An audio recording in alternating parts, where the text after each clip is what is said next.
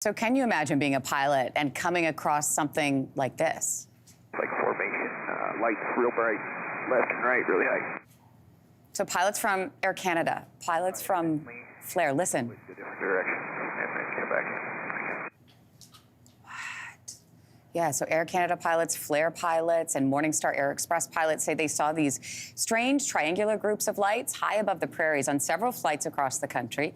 The pilots told air traffic control that the lights were too high up to be fighter jets and moving too oddly to be satellites. So what exactly could they be? Joining us for more on these cosmic claims is Dan Riskin, CTV science and technology expert. Dan, welcome to the show.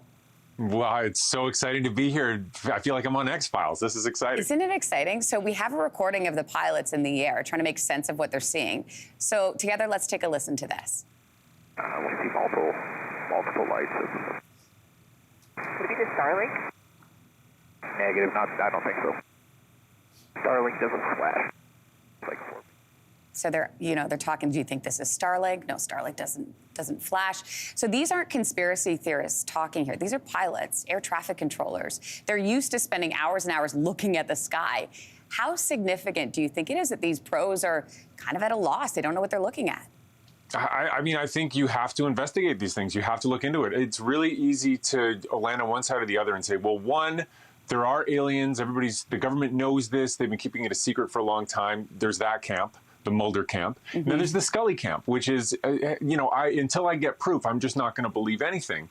And those two sides can be united if we all get an agreement that we just want to look at the data and see what the data show and just have an open mind about it. So the problem right now is that there is not a really clear way for these kinds of sightings to be cataloged or organized. And if somebody sees something, there's no instruction about what data need to be collected. It would be very helpful to know exactly where you are, what you're seeing, to have a recording of it, to know which direction the recording is coming from, just in case somebody else is seeing it at the same time from another plane, so that then you can triangulate exactly where it's happening and get a better estimate of altitude, for example. So what needs to change is the way that all of this reporting happens. But these kinds of sightings have, they've gone back as long as there have been humans. We've always seen things in the sky that we've tried to explain. And that may be because there have always been aliens, or maybe because there have never been aliens and we just don't know at this stage. Okay, I need to know what you think. What do you saw this, you heard them talking. What do you make of this?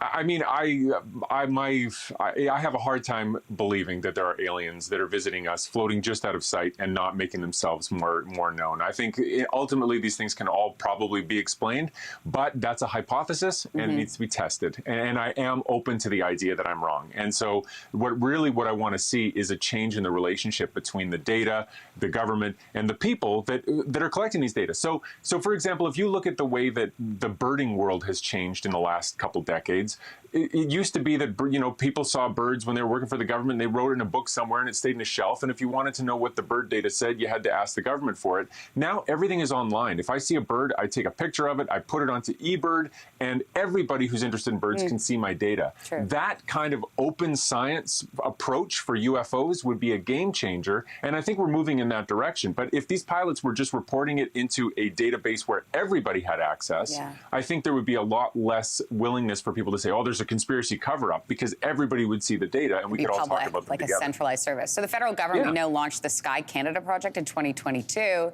to study how unidentified aerial phenomena claims are managed. That report's going to be published this year.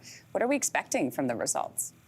Yeah, I mean, so we can look forward to a report about how we should be reporting these things. Right. I mean, it's very government, right? And so it's a lot of bureaucracy, but ultimately I think that it's trying to point things in the right direction, and it's kind of hard to move the way the government does things. But there is precedent for a lot of different data sets to make them open source and make them publicly available. One concern with these UFOs is that, it might be a military concern if certain aspects of a recording from, say, a fighter jet pilot are made.